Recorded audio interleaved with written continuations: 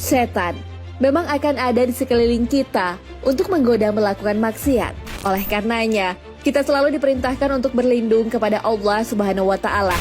Walaupun setan adalah musuh manusia, kita dilarang untuk memakinya. Mengapa hal itu bisa dilarang? Apa yang akan terjadi jika kita memaki atau melaknat setan? Lalu hal apakah yang seharusnya dilakukan agar terhindar dari setan? Simak ulasannya dengan menonton video ini hingga akhir. Laknat setan saat kecelakaan. Seorang mukmin diperintahkan untuk berlindung kepada Allah Subhanahu wa Ta'ala dari gangguan setan.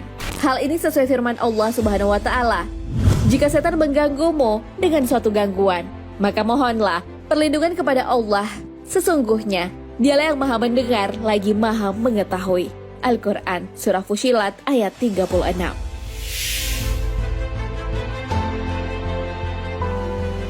Namun tak jarang, ketika menghadapi kondisi yang tak mengenakan, seperti kecelakaan, kita mengumpat setan. Umpatan ini seperti, celakalah setan, setan terkutuk, atau umpatan lainnya. Ternyata, hal ini bisa memperbesar setan, makanya melaknat setan itu dilarang. Hal ini pernah terjadi di zaman Rasulullah SAW. Salah seorang sahabat pernah mengendarai unta bersama Rasulullah SAW. Kemudian untanya terjatuh. Sahabat itu pun berkata, celakalah setan. Nabi SAW bersabda, jangan kamu mengucapkan celaka setan, karena ketika kamu mengucapkan kalimat itu, maka setan akan membesar hingga dia seperti seukuran rumah. Setan akan membanggakan dirinya. Dia jatuh karena kekuatanku. Namun ucapkanlah Bismillah, karena jika kamu mengucapkan kalimat itu, setan akan mengecil hingga seperti lalat. Hadis riwayat Ahmad dan Abu Daud.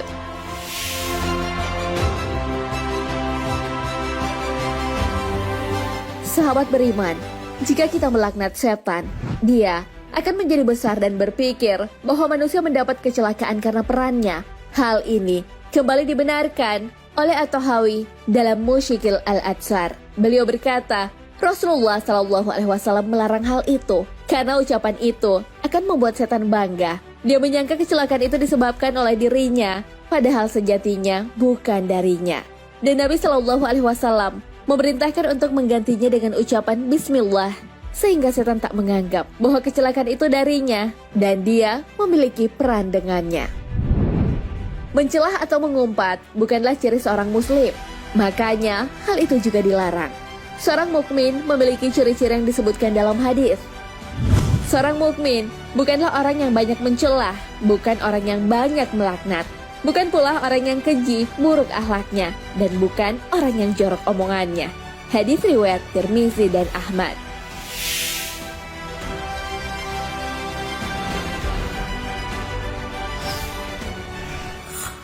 Melaknat setan di kondisi lain. Mengumpat atau melaknat setan saat terjadi kecelakaan pada diri kita memang dilarang. Namun di luar kondisi itu, ternyata Rasulullah SAW pernah melaknat makhluk terkutuk itu. Hal itu terjadi ketika Rasulullah SAW mengimami sholat. Setan ingin membakar Rasulullah SAW. Kemudian beliau bersabda, aku berlindung kepada Allah Subhanahu wa Ta'ala. Aku melaknatmu dengan laknat Allah. Hal itu diulangi sebanyak 3 kali. Seusai sholat, para sahabat pun menanyakan hal itu kepada Nabi SAW. Beliau lalu menjelaskannya. Sesungguhnya, iblis si musuh Allah datang dengan membawa api yang mau dilemparkan ke wajahku. Lalu aku mengucapkan, aku berlindung kepada Allah darimu sebanyak 3 kali. Kemudian aku ucapkan lagi, aku melaknatmu dengan laknat Allah yang sempurna. Hadis riwayat Muslim dan An-Nasa'i.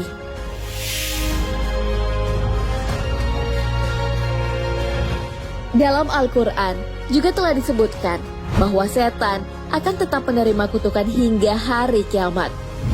Allah berfirman, keluarlah dari surga karena sesungguhnya kamu terkutuk. Dan sesungguhnya kutukan itu tetap menimpamu sampai hari kiamat. Al-Quran Surah Al-Hijr ayat 34 hingga 35.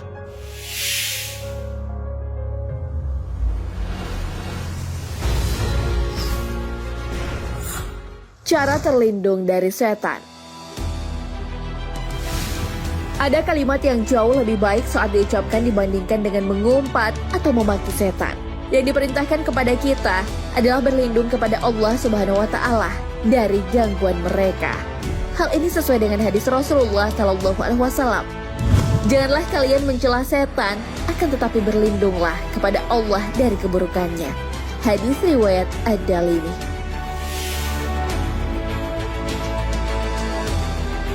Cara-cara agar bisa terlindung dari gangguan setan telah disebutkan sesuai dengan fatwa Lajnah Daimah.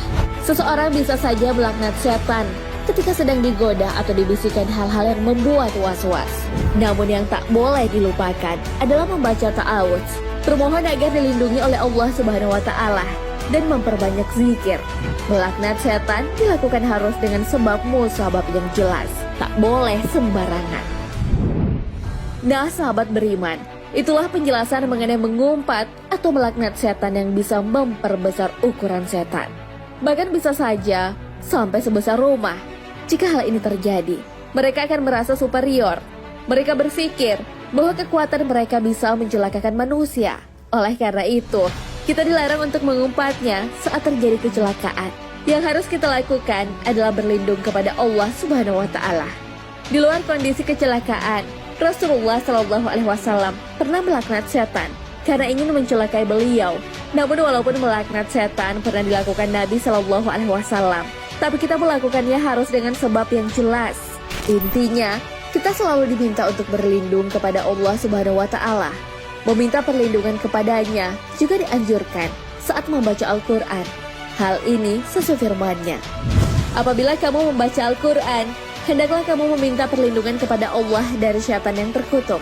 Al-Quran Surah An-Nahl ayat 1.